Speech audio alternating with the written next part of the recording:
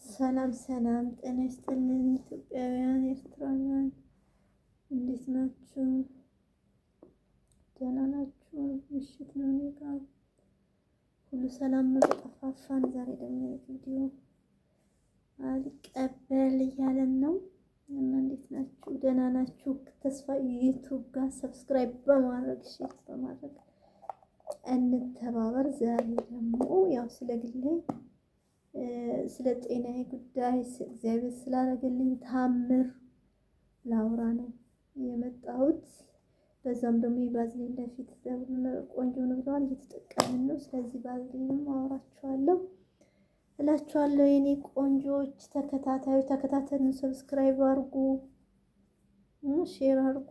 ሙሉውን ቪዲዮ በማየት እኔ እህታችሁን አበረታታችሁ ከማዳም ቤት እንደወጣ አድርጉኝ። እኔ ስንት ሰው ሰብስክራይብ አድርጊያለሁ አድርጉኝ እና ወደ ገደለው ስንገባ እግዚአብሔር ያደረገልኝ ታምር ነው ማውራችሁ ዛሬ እና የዛሬ 10 ዓመት ሕክምና ላይ ነበርኩ። ቀዶ ጥገና አድርጌ ማለት ነው። እጢ ነበረ አንገቴ ላይ። ከዛ ኦፕራሽን ተደርጎ ሙሉ ለሙሉ አልወጣም፣ ቀሪ ነበርና ወይ ወደ ውጭ ሄደሽ መታከም አለብሽ ሲሉኝ ወደ ውጭ ወጥቼ መታከም እና እርዳታም ስላልፈለኩ ጸጥ ብዬ አሳለፍኩት ማለት ነው። ከዛን 1 ወር ነው ያለሽ ተባልኩ። በቃ ልሙት ብዬ በሞት ወስኜ ማለት ነው እና ሄጄ በቃ ቤቴ ቁጭ አልኩ። እንግዲህ የ10 ወር ልጅ ነው ያለኝ እና በቃ ሞትን ብጠብቀው የለም፣ ወሩም አለፈ፣ ሞትም የለም፣ ምንም የለም። ከዛ በኋላ በቃ ህይወትን በአቅጣጫ ፈለኩ፣ ለመኖር አሰብኩ፣ ሰርቼ ለመለወጥ አሰብኩ ማለት ነው፣ እግዚአብሔርን ይዤ ተማምኜ። ከዛ በኋላ የውጭ ጉዳይ ፕሮሰስ አሰብኩና እንዴት ይሆናል? ይሄ አንገቴማ ሆኖ መሄድ አልችልም አልኩ። ከዛ መልሼ ደግሞ እስቲ ልጠይቅ ሞክር ብዬ ደላላ ጋር ሄድኩ። በድፍረት ያለብኝን ችግር ለምርመራ ስለሚይዘኝ ማለት ነው። በምርመራ ማለፍ ስለማይቻል እንዲህ ነኝ፣ ግን አያመኝም፣ ምንም አያደርገኝም፣ መስራት እችላለሁ። ትንሽ እብጠት አለች አንገቴ ላይ፣ ከመስራት ምንም አያግደኝ ብዬ በቃ ያለውን ነገር ነገርኳት። ከዛ በኋላ እንግዲህ አይተው ምናምን እሻለኝ። ቪዛ የመጣ ከስንት ጊዜ በኋላ ማለት ነው። እንደዛ ነው ስራ የላችሁ ኑሮ ሲላችሁ ማለት ነው። እና መጣ፣ ያው መጣሁኝ። ከመጣሁ በኋላ ያው ውጣ ውረድ ገጥሞኝ ባንስማማም ግን መጣሁ። ያው በብዙ በመንገላታት ስራ ገባሁ። ከዛን አንገቴ እዚህ ዱባይ ከመጣሁ ሙቀቱ አላውቅም፣ በቃ እያደገ በጣም እያበጠ መጣ።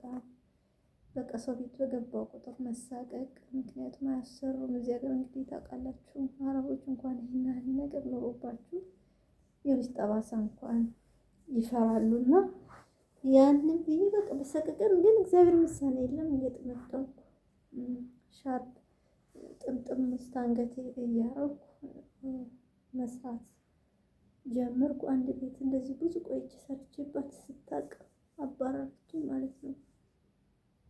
አመት ከምናምን የሰራው አመት ከምናምን ግን ደብቄ በቃ ተጠቅልዬ ደብቄ ያዩኝ አላዩኝ አለፈ። ከዛም ደግሞ ያው እንደዛ ሆነ። ተባረሬ ደግሞ ስራ አገኛለሁ አላገኝም በሚል ደግሞ አገኘሁ። እግዚአብሔር ምሳሌ የለም። አሁን እንግዲህ እንደዛው ገባሁኝ ተጠምጥሜ። እነሱ ደግሞ እንግዲህ እኔ ክርስቲያን ኮሽ እንደዚህ አሁን ልክ እኔ እንዳሰርኩት ሰሪና ስር ያሉኝ። እሺ ብዬ ግን እንዴት ብዬ እንትን ልበላቸው? ጥምጥም አድርጌ አይ እኔ እንደዚህ ነው የምወደው፣ እንደዚህ አይ እነሱ ምን እንዳላቅም ጠረጠሩ ማለት ነው። እና እንግዲህ ግልጽ ለሁለት ነበር የምትሰራውና ግልጽ ተነገራቸው ማለት ነው።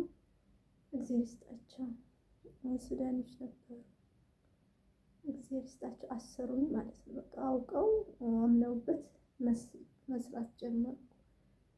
እሱም ጋር ስሰራ እንደዚሁ አመት ከምናምን ሰርቼ ያው አልተስማማንም፣ ወጣሁ። እንደገና አሁን ያለሁበት እዚህ ቤት 5 ዓመቴ ነው።